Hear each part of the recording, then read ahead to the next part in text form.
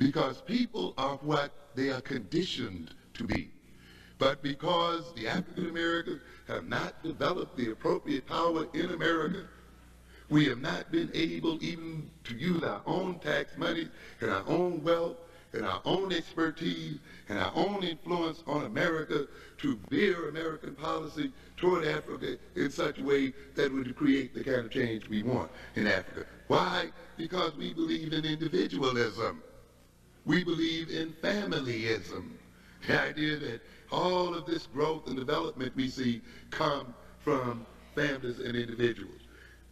The 1950s family received the most government subsidization of any family in American history. The pioneer American family received tremendous government subsidies. These families were underwritten tremendously by America, by the American government. Who do you think built the roads? The families? Who do you think built the railroads? The families? Who do you think built the telegraph systems?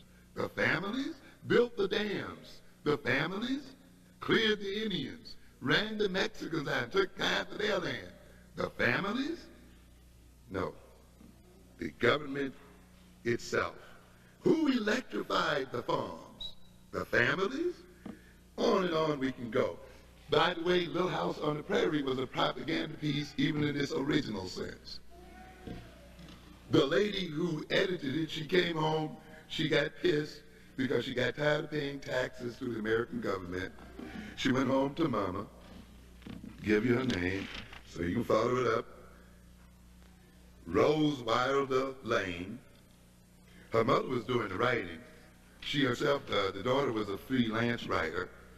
And she had a bone to pick with the U.S. government and was greatly anti-welfare. So she edited her mother's writings so that the family would be, so that the image would be presented of a family that was totally self-sufficient and totally providing for itself. And this image then, and this myth was projected on the American media, and it's created tremendous problems.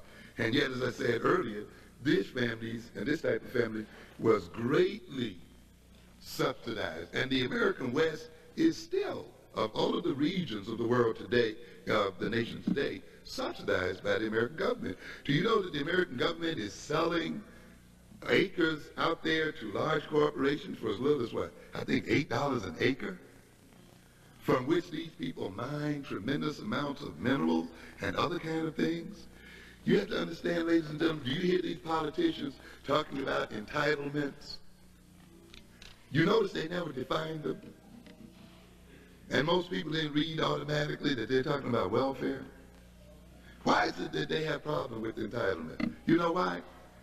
Because the bulk of the entitlements go to wealthy people. The entitlements essentially supports the middle and upper classes. For every $5,000 that families who earn $10,000 and less gets from the government, I'm talking about, families earning $100,000 a year get 10. That is why they have difficulty reducing the deficit.